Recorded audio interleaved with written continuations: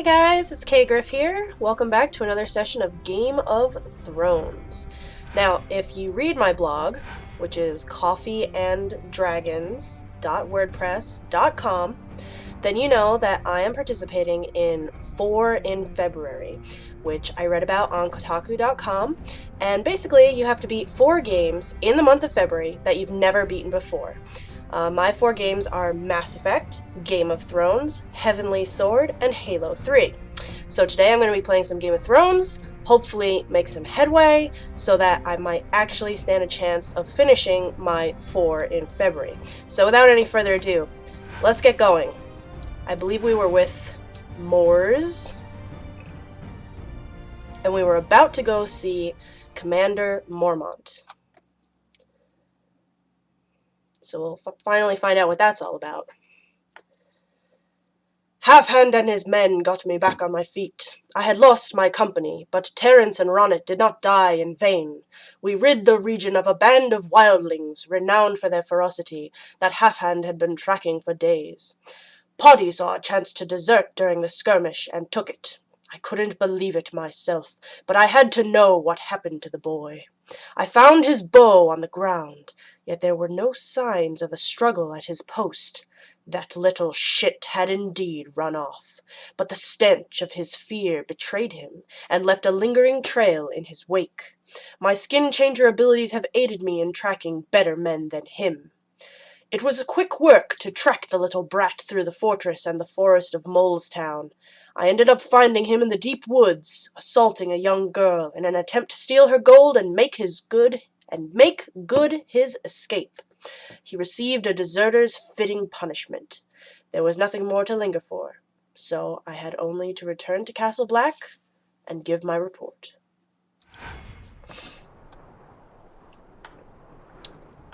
And that's indeed where we find ourselves now. So, wow, there's a lot of arrows on the screen, actually.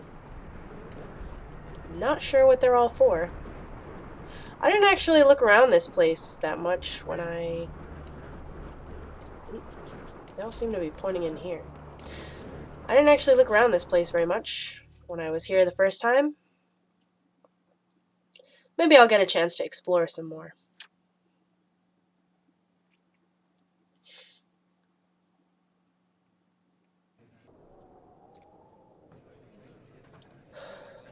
Okay, let's see. I'm showing that there's some loot here. Oh, the Castle Blacksmith? Yeah. I bet I have a bunch of stuff to sell. Oh, yeah, I do. Alright, alright.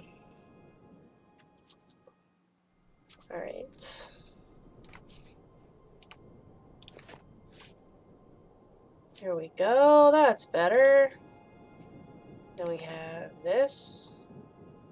Oh, that's much nicer than that, isn't it? Got some new boots. Alright. Good.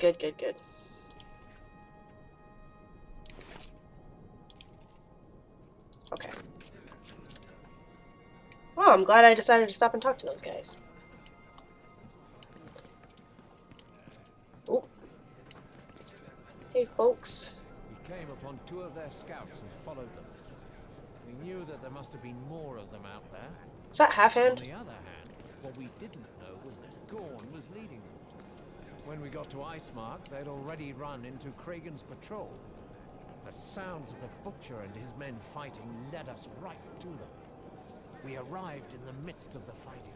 You should have seen it. The Butcher mowed them down like wheat. Wait a minute, those are John Aaron's men. They're wearing the sigil of the Eyrie. No chance against him. What are they doing here? The Half-Hand raised an arm, and our arrows... John Aaron, at this point in the game, is still alive.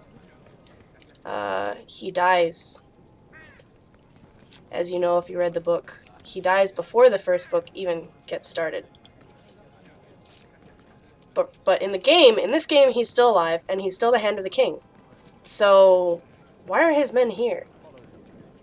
We knew that there must have been more of them out there. In part 3 of this series, which I unfortunately deleted from my computer, so I was never able to upload it to YouTube. I was told that one of John Arryn's riders was riding for Castle Black for this fortress of the Night's Watch. Maybe that's why Mormont is summoning me now. Oh, and here he is. Jaw, Lothar told me that you wanted to see me as soon as I arrived. Yes. One of Quarren the Half-Hand's men arrived before you and told me what happened at Icemark. Have you found Poddy? Or his remains? Poddy fled like a craven. I caught up with him in the forest just as he was attacking a young girl. He was trying to steal supplies in order to desert. I put an end to his miserable existence. So, not a single one of these green boys will have survived his first day as a brother of the Night's Watch. I know enough about what happened there for now. Mors, there is another matter we must discuss. I don't know if you noticed the soldiers with the blue tabards downstairs. Oh, I noticed They're them. the men of John Arryn, the King's Hand. Ah, the men you told me about before I left for Icemark. Those who came to meet me. Yes. According to their message, they were looking for one of the heroes of Stag's Mount. You are the only one here who fits that description. Do we know more about what they want from me? Yes. They brought me a letter written by John Arryn. I'll let you read it. You can see for yourself what it's about.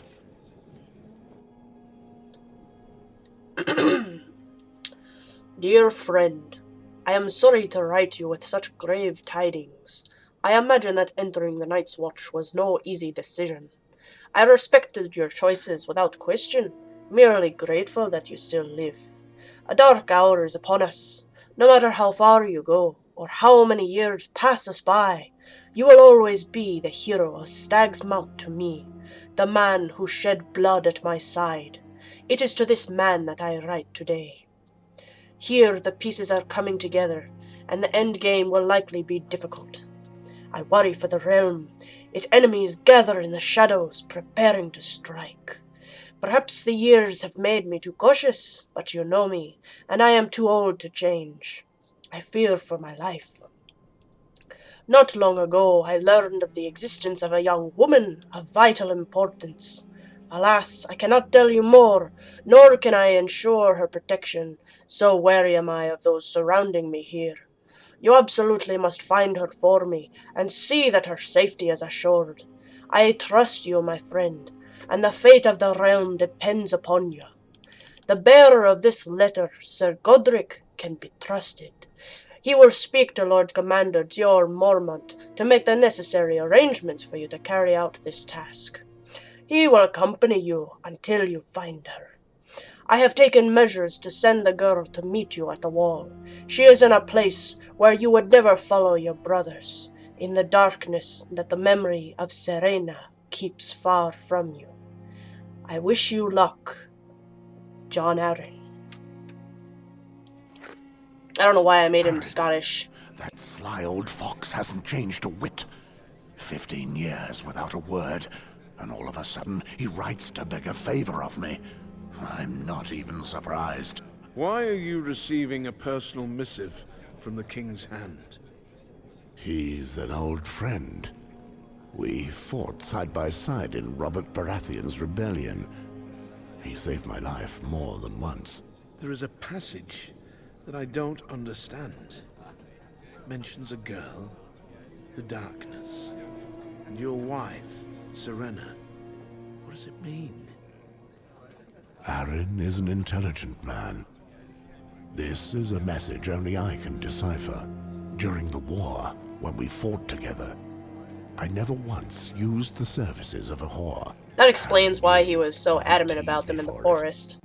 He liked to say that I feared the darkness that lurked in brothels. I would reply that the thought of my wife was sufficient to clear away any darkness. The girl he mentions in his letter must be hidden in a whorehouse. The only one I know of nearby is in Molestown. Old Arryn knows me well. 15 years later, I'm still faithful to my wife. It is good that you honor the chastity of our order, Moors.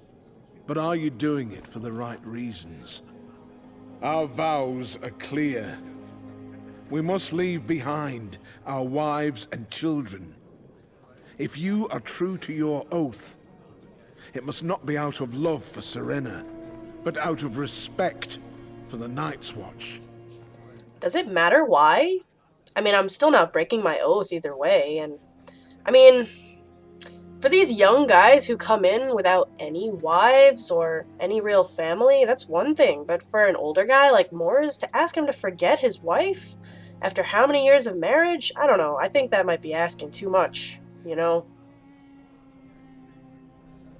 But I don't think Moors would say that to Mormont, even if he's thinking it. I know, Jaw. We have spoken of this countless times, but I am unable to forget them. Be that as it may, he must have felt seriously threatened to write such a cryptic message. This does not bode well. I conferred with his emissary, Sir Godric Donnelly. He convinced me that his mission did not conflict with our duties. And if we help them, Aaron will convince King Robert to send us the recruits, materials, and supplies that we so sorely lack. Molestown is in the gift under the jurisdiction of the Night's Watch. You have my authorization to go there with Sir Godric. Thank you, Jaw. I will finally be able to repay my debt to John Aaron. Remember, Moors, the Night's Watch does not interfere in politics.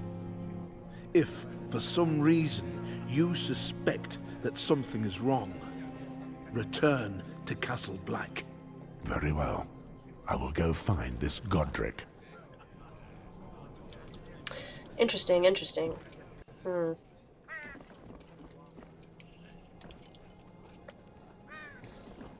Yeah, I don't know what was up with the accent that I gave for John Aaron, by the way. It wasn't really any specific accent, was it? It was kind of a bunch of accents mixed together. Moors, What do you want of me, Walder? I have finished restoring the statuette that you entrusted me with just before you left to track down Gorold. Really? Let's have a look. I must say it was a true pleasure. Brothers normally ask me to paint them a pretty woman with big teats and spread legs. But I must say that this is a little more original. I realize we aren't the best of friends, but this statue is a work of art. I hope I treated it with the attention it deserved. I'm rather proud of my work. I returned it to its original colors, and it looks like new. It's beautiful work, Walder. I have never seen such a striking likeness of the warrior. It's as if you have given him life. It would appear the frost has not completely eaten away my hands. I hope you don't regret the price you paid for this job. Not at all. This statue is worth more than you can imagine. True. Actually, I have a vague idea of it. I've already seen this kind of work in the past, but only once, at the Great Sept of Baelor of King's Landing. I recall legends telling of statues made by the first disciples of the Seven, when they still strode the hills across the narrow sea. They were carved into a star that the Seven had torn from the heavens. These statues depicted the true face of the gods, just as they were when they showed themselves to the Andals. And it is said that the Andals' greatest heroes carried them off when they snatched Westeros from the first men and the ancient gods. How could a man such as yourself find himself in possession of such a precious object? I've never taken you to be such a devout man.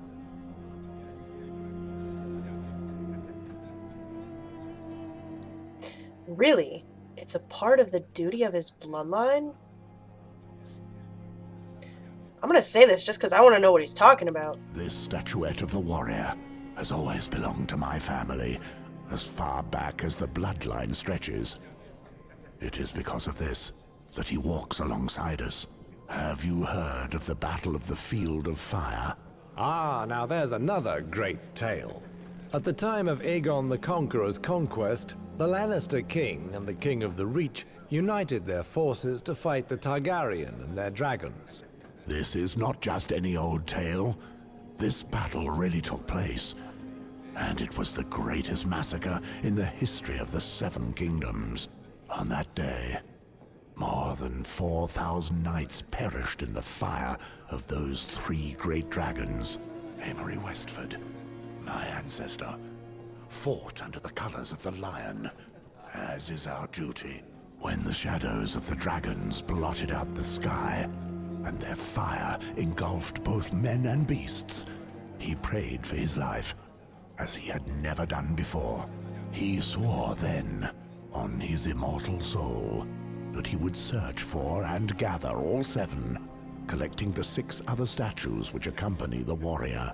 Amory survived, and he set about his quest to give thanks to the seven.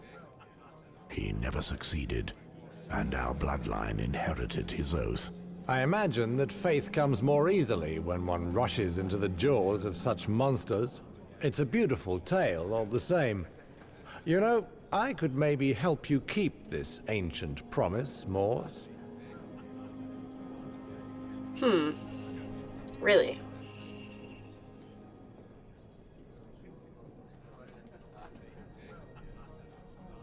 Let's just say that I'm interested. What do you hope to gain from it? Sometimes it's pleasing to be able to work on something just because it's beautiful, Mors. What I want is to finish what I've begun, before I'm judged by the Father. Would you do it for free?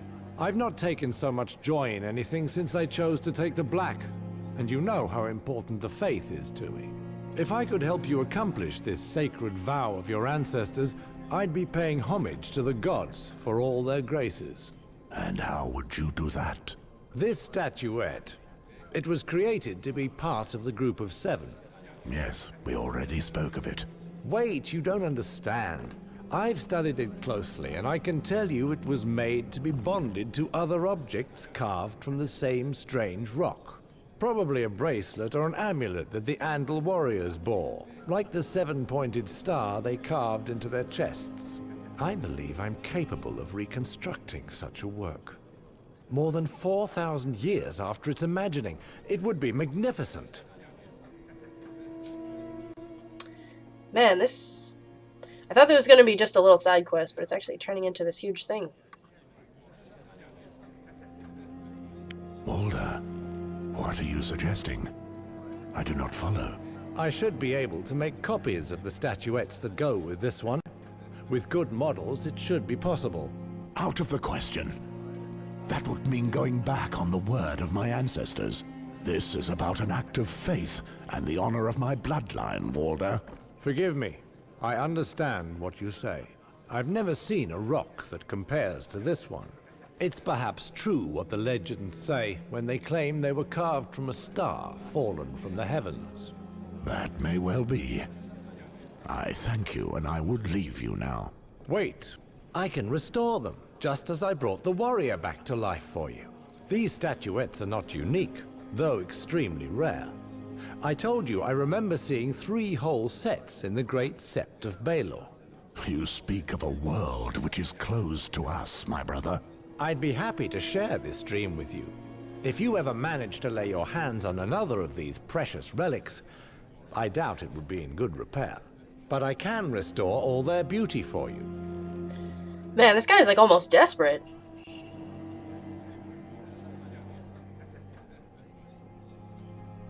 I promise you that if I find any of the others, I'll bring you them so that you can return them to their original splendor. Truly? Well, all that remains for me is to pray to the 7 that they finally bestow their kindness upon you, Mors. We have what remains of our lives to find out. May the warrior guide your arm, and the crone light your way. And may the Father forgive you for everything else. You're bloody right there, brother.